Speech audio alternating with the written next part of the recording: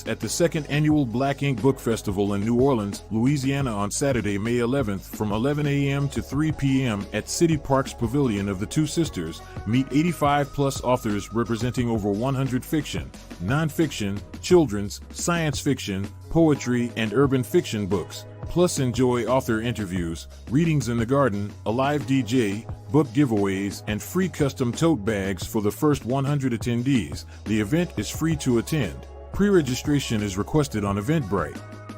Before the book festival, celebrate literature in Louisiana at the Martinis and Manuscripts Happy Hour at the Social House in New Orleans on Friday, May 10th from 5:30 to 7:30 p.m. It's $20 to attend. We look forward to seeing you at both events.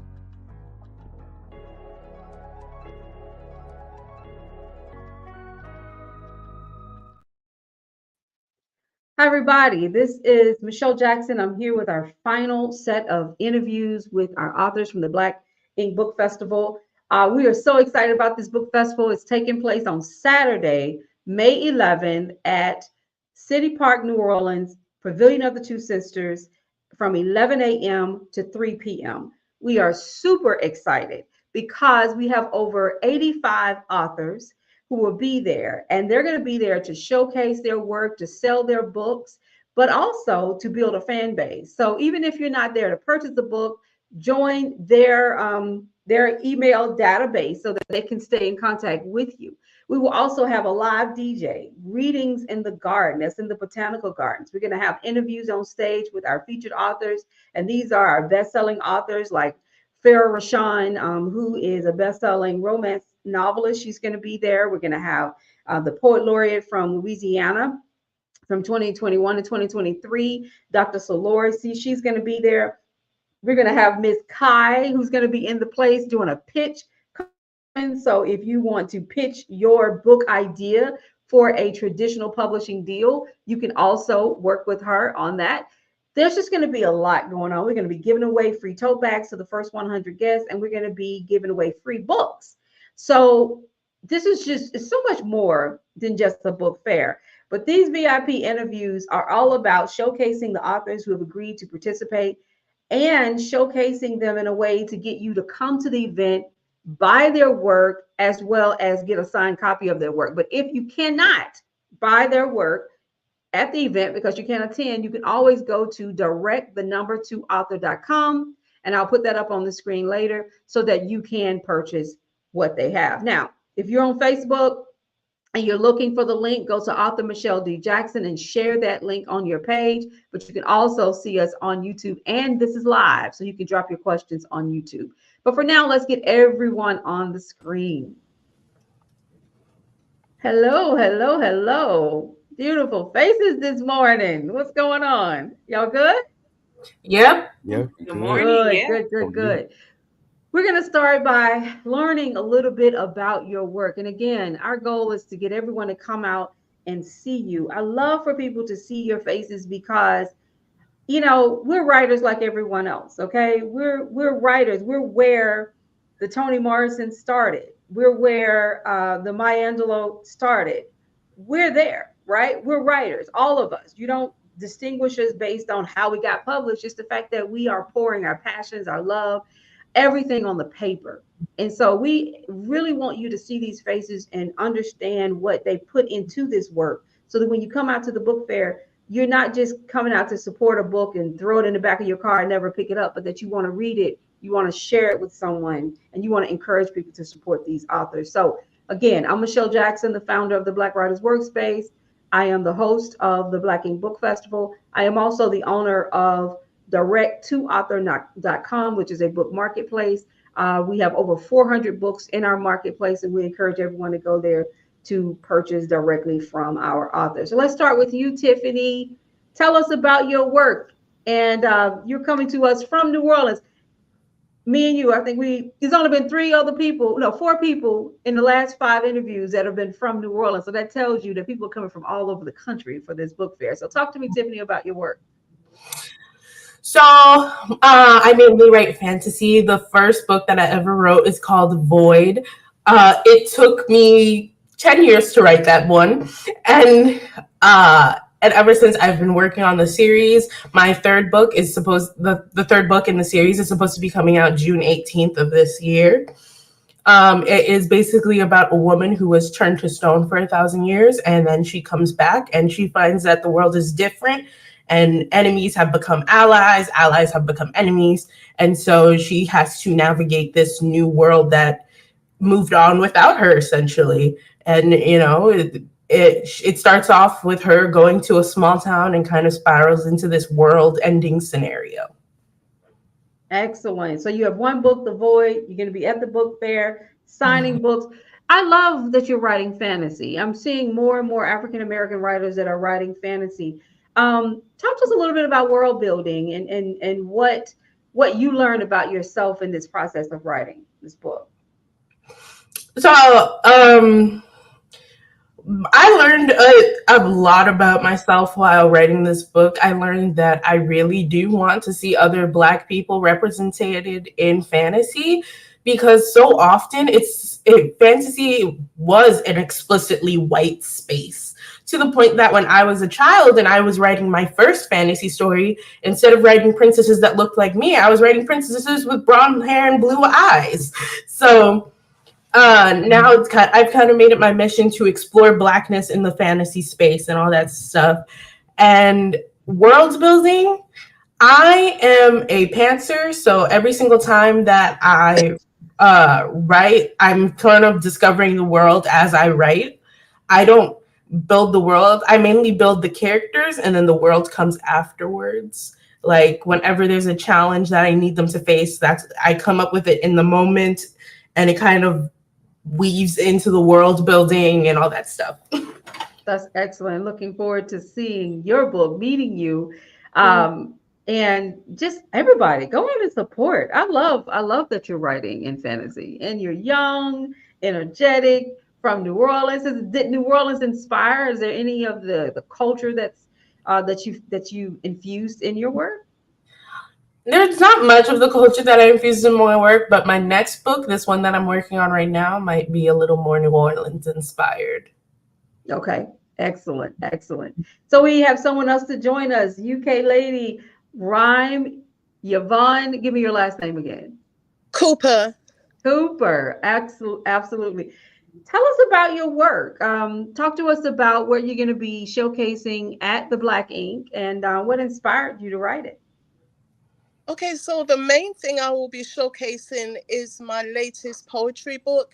It's called Soul Tie Detangled, and it really addresses, there's a lot of women, actually 50% of divorces now, and I've really felt that this woman like myself who was the divorcee and going through challenges. So this book talks about the process before, during, and after the divorce, but it mostly talks about the journey that you go through as women going through that experience. So I talk about the 3 stages of the heart: the broken heart, the whole heart, the healed heart, because that is the process you go through. So it goes through talking about the dating experience after being divorced and what that's like. But the main message I want to give is to give that voice for women who are going through these experiences and they really don't have a platform to share their experiences. So the end goal is that woman would say, oh yes, that's me. I went through that. I felt that.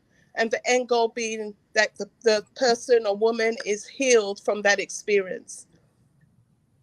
I love that you're writing poetry about divorce. Once again, something that we struggle with and that we need. I know when something hard happens in my life, whether it's losing someone I love, I'm always looking for a process to overcome it. I don't know why. I don't know if that's everybody's thing, but it's like they say there are these certain steps to grieving. Well, I look for those steps because I need to know that what I'm doing is healthy, that how I'm approaching it, that how I'm talking about it, that how I'm feeling is normal and is to be expected. And I seek those processes. And so focusing a book of poetry on divorce, I think is amazing. And congratulations on that. Tell me where you located. Are you in the UK now? No, actually, I was born and raised in the UK, but I'm living in Dallas. Okay. I'm an assistant principal in the DFW area. And actually, I started writing children's books. So that's what typically I'm known for. So this poetry book is something new that I was branching out to really support women out there. I love that. Thank you so much for being with us.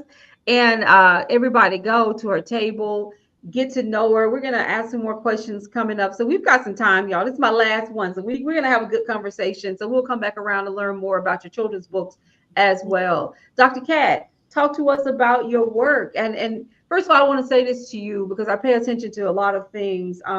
You're so great on social media. You're always sharing and posting. And I appreciate that. I don't know if people know how difficult it is to do, the Black Writers Workspace, the podcast, events. You need people like Dr. Cat who's going to say, hey, I'm going to share this on my page. So I recognize that. And I wanted to definitely tell you I appreciate what you're doing to help us get the word out. Well, thank you. And I appreciate you, Michelle, for giving us the opportunity. And I've really enjoyed working with everybody, but I want to thank you for leading the way. So again, yes, I'm Dr. Cat or Catovia, whatever's easier for you to say. And the work that I really focus on, I have a public health and social work background, is really just helping Black, Indigenous people of color enhance our lives from end of life. So my first book that I wrote is called Having the Last Say. And it's just a short guide to help navigate us through that end of life process. We spend a lot of time preparing for us to come into the world, but we really need to help each other go out as well. And there's just a lot that comes with that.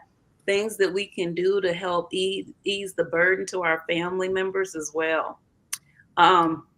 Then my latest book, and it actually will be on Amazon ready for release tomorrow. I'm really excited about this. I went a little bit deeper.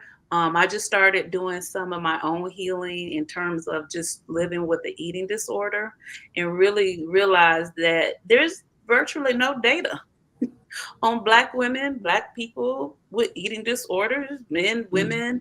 And so I was actually shocked about that.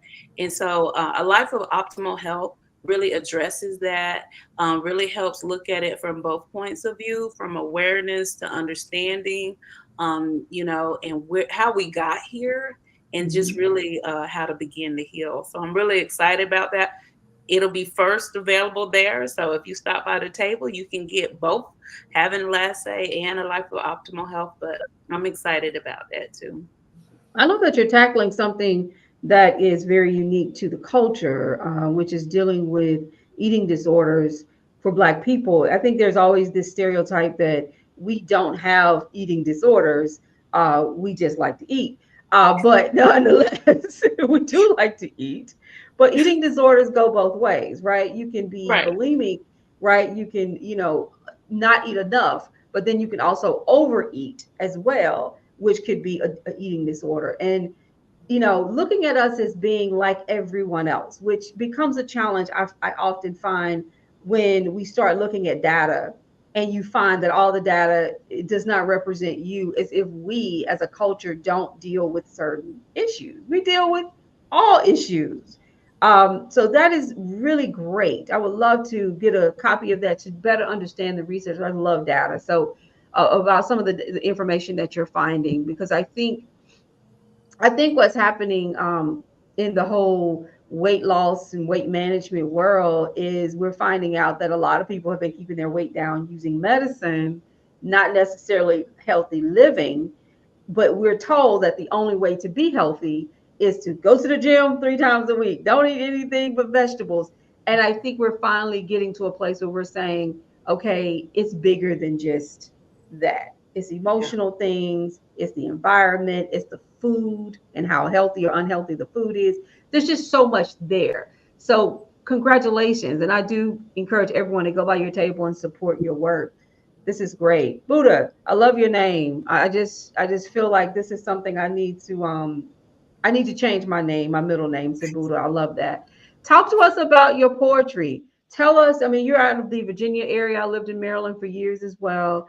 Love that area. Talk to us about your work and what you're going to be exhibiting here at the Black Ink. Sure, sure. And thank you so much for this opportunity and for providing this platform for us. I'm really grateful to meet everyone and to be part of it, and excited about next weekend, of course. I'm Buddah Desmond, aka B Des. You can call me B Des for short, or Buddah Desmond. I'm a writer, a poet, and an artist, amongst other things. I've written 6 poetry projects. The first one was published in 2012, and it'll be celebrating its 12th anniversary this June, and it's entitled Prevail: Poems on Life, Love, and Politics. My most recent work that was released on the 8th of March is entitled Coming Up from the Downside: Finding Joy in Our Song. And it is a book that is about adversity, it's about healing, and it's about resilience, essentially overcoming loss, pain, relationship woes, health issues, all the things that happen when life be lifing, as we like to say, and getting back to real love, getting back to faith and the joy, that sustains us through it all. And the book is divided into 3 sections. The first section is pain and heartbreak. The second section is love and freedom. And the third section is joy and wellness. So it kind of moves from the personal and the political to the collective. Mm-hmm. And it is the third and final book in a trilogy that I call the Home Within trilogy, which essentially looks at getting beyond the traditional thing of us thinking about home as being just a physical space, but something where we need to be concerned about the home within, because technically that is the only place where we live. And if you aren't good or happy with the home within, then it's time for you to get your house in order. The home within, the only place we truly live. I love that. I mean, you gave me some food for thought. I love that. That's beautiful, because it's very true. My last call ran over because I'm on the screen with 4 African-American women, and we get into this conversation about the books we're writing and this approach, this love we have for trying to seek out the soft life. Because so many of us have been working and working and working, and now we're getting older and we're seeing how it has taken its toll on us, learning to love ourselves. And when you say the home within, it makes me think of taking care of me, taking care of this place, this home place, Yvonne is talking about, I'm going through divorce, but I got to make it to the other side, right? I need to be whole when I get to the other side. And Dr. Kat talking about the health of our bodies and eating disorders and just self-help as a whole. And Tiffany really exploring fantasy and in this world. A lot of people don't even think Black people write fantasy. We live fantasy. All right, everybody. We are magical people who came from magical people who were griots and who were telling stories and who survived the Middle Passage and who came to this country and in shackles, but were able to survive. I mean, this right here is, we are stories. We are the authors. I remember a professor in college said, you are the author of your own story. And it is so true. Our own story is just amazing. So I want to do a couple of things before we get to this next round. Thank you all for introducing yourself. First, I want to tell everybody you can drop your questions on YouTube, and we can see those questions live, so we can get some things answered for you. But you can also drop any of your comments as well. Buddah, I want to invite you to do a poem at the event if you're comfortable on stage. Just tap me on the shoulder and say, when am I going up? That's what I love about putting on an event like this. We can make it what we want to make it, okay? And run a show can be whatever we want it to be, because we're controlling this, right? Because we are also controlling our narrative. We're controlling the story. This is our event, and we want to hear you give one of those remarkable, just recite one of your poems. I just would love to have you there. So that's one thing. So everybody on the screen, let's talk about where you're going next. What's happening next with you, with your work? And why did you decide to come down to New Orleans? I mean, this is a far cry for many of you. Talk to us about this. Let's start with you, Yvonne. What's happening next with you, for you when it comes to your work, and why New Orleans? Okay, well, why New Orleans? I visited New Orleans for the Black Essence Festival a couple of years ago. I just happened to be born on 4th of July, so it seemed fitting to go down there for my birthday, and I had a wonderful time. So when I saw this opportunity, I jumped on it because, one, I'm going to a place I love, but secondly, I get a chance to talk about my work, which I seldom do. So I was really, really excited. But the next move for me is I really want to, so I've been just writing, but now I really want to put it out there and share the work that I do. I'm talking about the children's books. It's a series of 7 series, and I have 4 titles so far. The one that I've been really sharing is the testing book. As you know, we're in a testing era. A lot of our students are stressed and have real test anxiety. So this was one of the books. It's called Oh No, Not Another Test. I have an Oh No series. And this came from real students that I worked with. So really listening to them and observing them. And one of the students said to me, this was years ago, and she said, Miss Cooper, oh no, not another test. And I said, oh my gosh, I have to change the narrative for these students who are going through testing. And so now the saying is, test is nothing but a talent show. So that's the outcome. So in all the books, I give tips. It's like self-help books for children. And I give tips in all of my books so they know what to do in that situation. So my next project, it deals with children with ADHD, because this is a growing need with children. And so I wrote a book that promotes that. So that's my next big thing.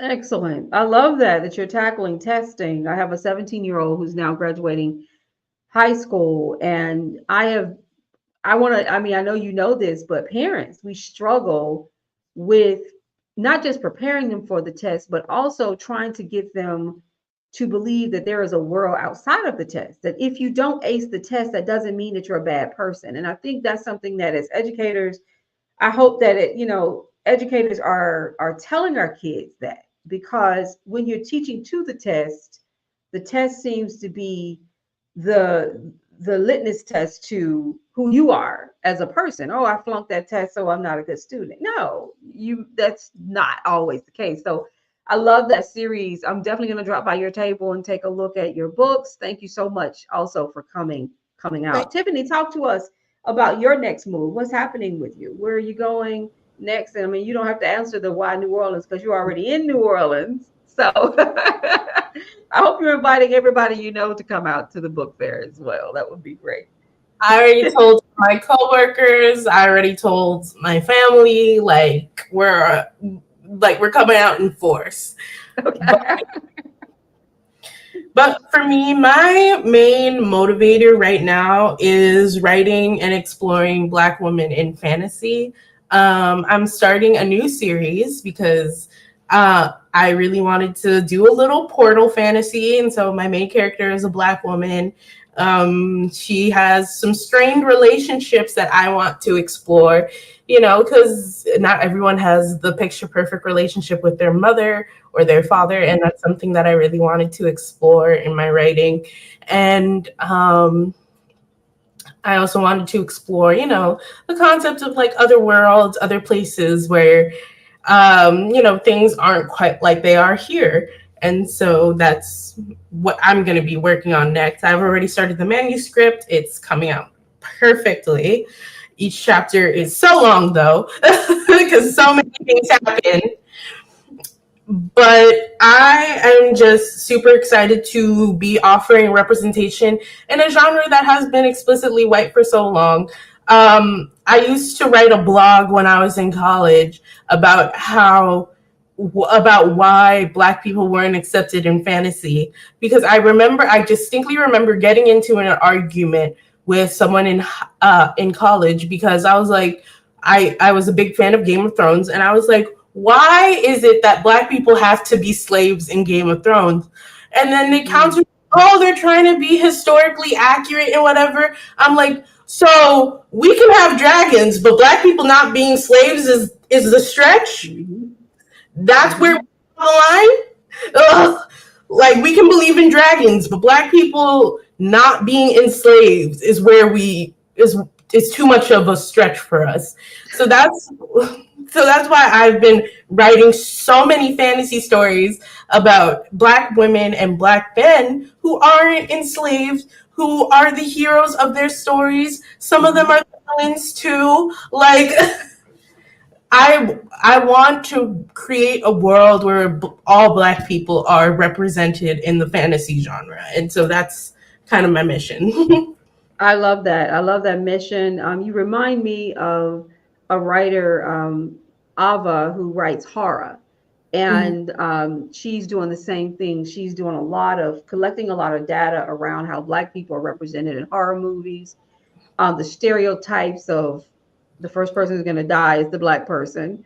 The fact that a lot of our horror stories are very committed to telling stories of people who are in underserved communities. And I never thought about that. If you think about Candyman is in the projects, and it's, and the fact that our culture has laid a foundation for the horror world, but yet we're typically excluded from it, and you don't have a lot of horror writers. I mean, now we have what's his name, Peele. I can't ever remember his first name. Jordan Peele.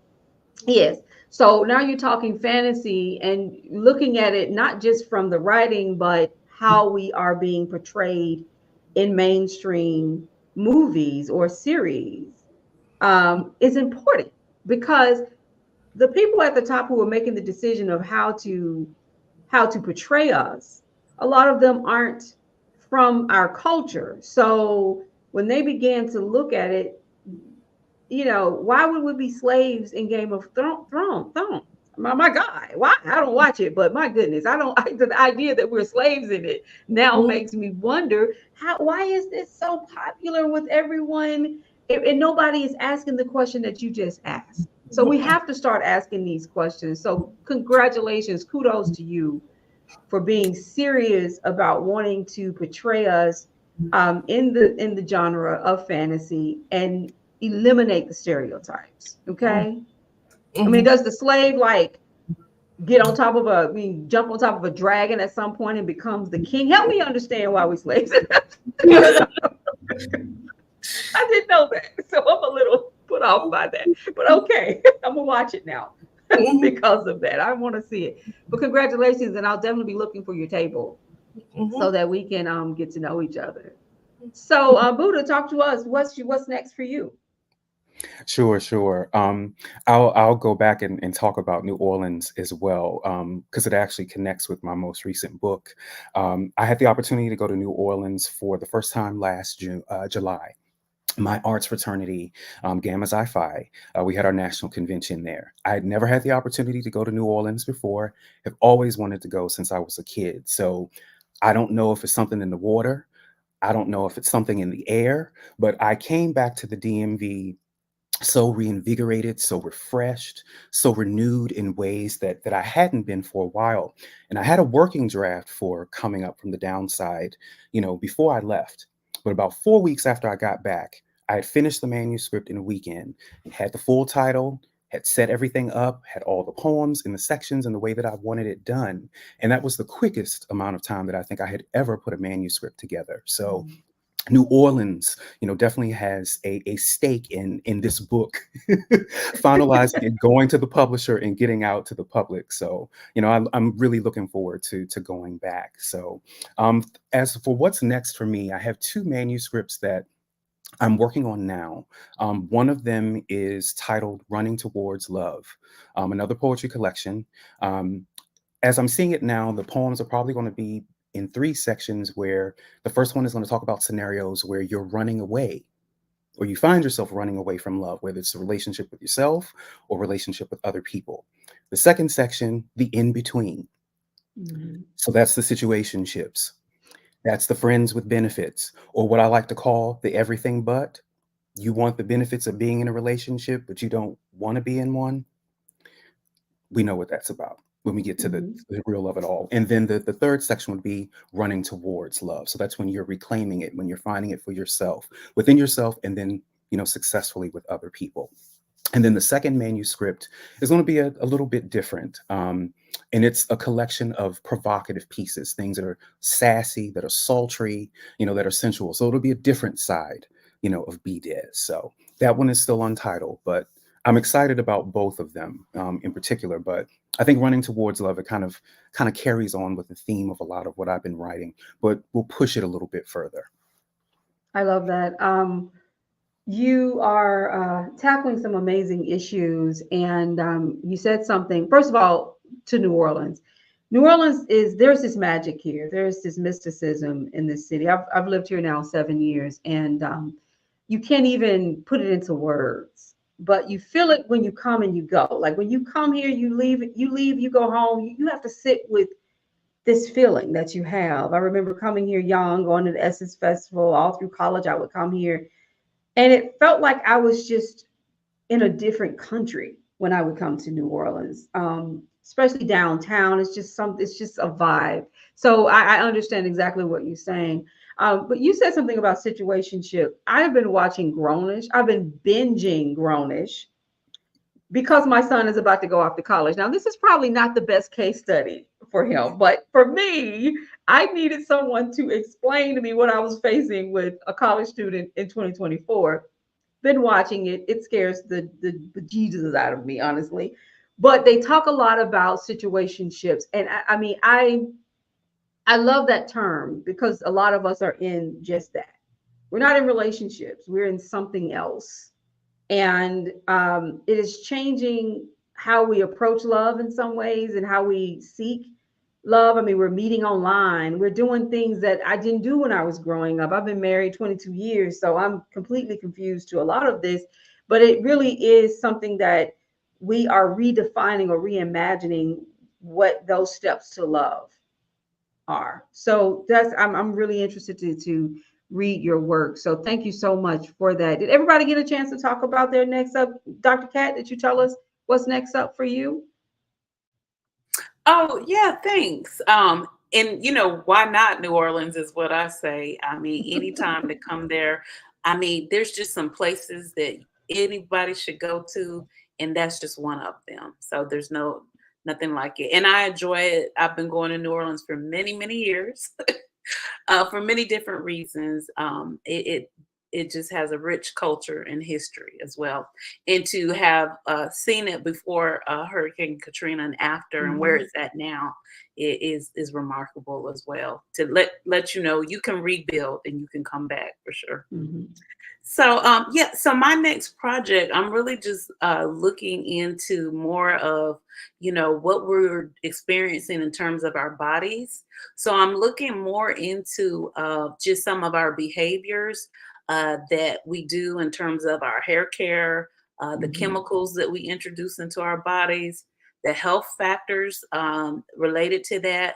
So a lot of the things that we're doing now, there's a lot of research in terms of prolonged use of chemical hair relaxers and causing cancer in women of color. So I'm just digging more into that, doing my research, being a little ambitious, hoping I can get this out by the end of this year. But just one thing leads to another. And I just want to look into that more and see what we can do, to change how we take care of ourselves, how we treat our bodies, just being a healthier individual as much as possible. Excellent. Looking forward to meeting you as well. So thank you everyone for being here and for joining us next week. We have a lot going on next week. Friday, we have the Martinis and Manuscript happy hour at the Social House. If you're interested, we still have space there. It's tickets $20. So those out there, if you want to come by, if you're a reader and you want to meet some of the authors, please do. We then have the book fair on Saturday. And we're just going to be doing things going forward. As you know, we are now with the Black Writers Workspace. I hope everybody is a member or on the private group or at least following us on Instagram. We are having master classes every month. These are free. Last month we had, what month is this? Yes, last month we had best-selling author Kimberla Roby Lawson, or Lawson Roby, I already get it confused. Lawson Roby. She was there. We've had Monica Pierre, who's a 3 times Emmy Award winning storyteller. These are free and they're virtual. So please continue to be a part of that. I am so excited to have all of you come here to this city to showcase your work. Excited to learn about your books. I'm going to give you a minute or two to just inspire us. Tell us why we need to be at the event is one thing, but also inspire our writers out there to keep them working on their craft. So, Yvonne, let's start with you. Just kind of a few words of encouragement. And once again, give us the name of your book. And if you want to, tell us how we can purchase your book if it's not already on directtoauthor.com.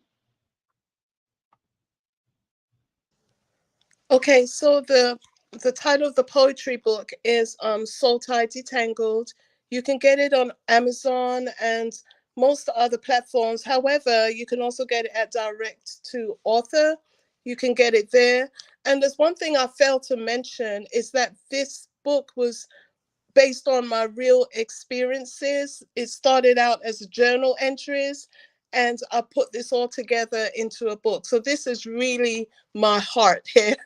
So literally when it was completed, I was healed. So I just wanted to put that out there. And also my children's books are also available on Amazon and other platforms. But please feel free to come by. And one of the scriptures is on here. I'm also a woman of faith. I have to put that out there. And one of my favorite scriptures is the Lord is so close to the brokenhearted and save those who are crushed in spirit. So just to encourage everybody to know that he's there with you every step of the way. Thank you. So wonderful. Thank you so much. Looking forward to meeting you at the event. Buddah? Yes, Black Ink Festival is going to be the place to be. If you're not there, you're going to miss out. So come on out if you can, if you're available. My books are available on Amazon. My two most recent books, Coming Up from the Downside, Finding Joy in Our Song, and Everything I Missed at Home. You can get those on Amazon and also my publisher's site, liquidcatbooks.com. And From the Inside Out and Prevail, Poems on Life, Love, and Politics, you can also get those on Amazon. I will also be doing a reading, I believe, Intent Number 1, at the festival next Saturday from 1 to 1:25. So feel free to come by the table. Feel free to hear some of my work, during the reading, or just to connect in general. Looking forward to seeing right. Wonderful. You're doing, I'm sorry, we have the reading in the gardens, and you're right. You're on the list to do that as well. So we'll be inviting people to your tent at that time, and a lot more, a private space more so to do the readings. So congratulations on all of your work, and thank you for being here. I look forward to meeting you as well. So thank you so much. Tiffany, you want to give a couple of words of wisdom and how can we get your work? So my work is on Amazon. You can just search up my book Void by Tiffany A. Joissin. And my motivating words would have to be keep writing, keep reading, keep on keeping on, because you don't know who is out there looking at you, who is out there waiting for your work. You are going to be someone's favorite author one day. And so that's something that you should always keep in mind. The world needs your book. The world needs your story. And come to the Black Ink Book Festival to see all the stories, all the walks of life that people are coming from. So yeah, join us next Saturday. I love that. Great motivation. Looking forward to meeting you as well. And we're right here in the city together, so we need to get together at some point. I'm going to probably get all the New Orleans authors together in the coming months, because we need to kind of share and talk and inspire each other as much as possible. So thank you so much for being with us. Dr. Cat? Yeah, thanks. I'm just excited again just to be a part of the collective and all the different areas of life. You can get tap into your fantasy and then your poetry side and just really get inspired as well. And I'm hoping to meet everyone. I'm hoping to come from more of a helping perspective and give that. So I look forward for everybody just to connect with people outside of the virtual space, just in person. I'm glad to get back to some of that. And I'm looking forward for being around like-minded individuals and seeing where it goes. You know, we love to support others outside of our culture. This is an opportunity to go firsthand and support each other and uplift. And so I thank you again, Michelle, and I would love to be a part of it. And thank you for allowing me. Thank you. Thank you all. Looking forward to seeing you next week. We're going to take you off the screen, but I don't want you to go anywhere. To everyone out there, please come out and support us on May 11th. You can pre-register on Eventbrite. It is a free event, so you don't have to worry about paying for anything. Just come in, get your free tote bags if you're the first 100 to attend. Go around the room, buy books, stay with us. We've got a DJ, we've got Reading in the Garden, we've got free book giveaways. It's just going to be a lot. And we've got a surprise, so we got to hang out to the end so you can take advantage of that surprise. So it's going to be a great day. Also, the Friday night before, we're going to be at the Social House in the city.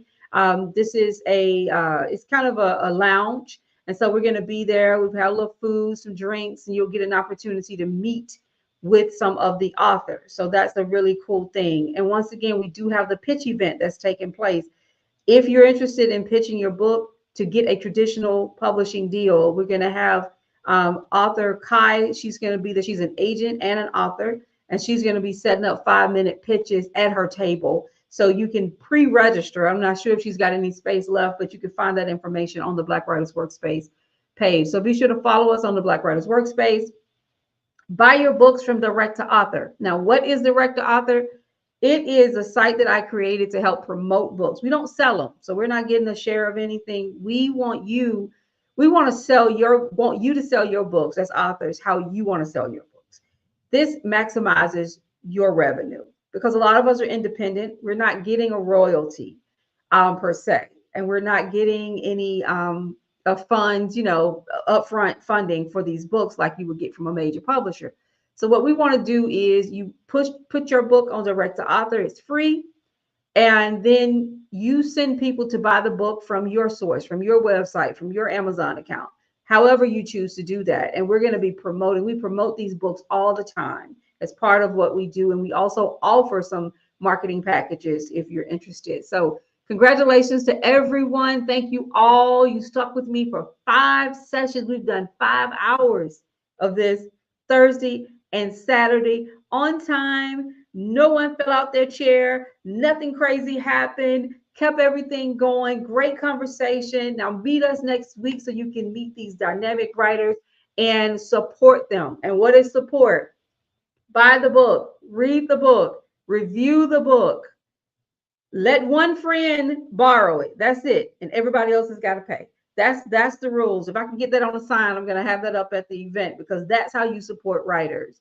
You don't support us by asking us to give you free books all the time. And you don't support us by not reviewing or throwing the book in the back of the car and not ever picking it up. Read it and review it. That is so helpful to all of us. So thank you all. Have a great week. Have a great Saturday. I look forward to seeing you next Saturday. So take care.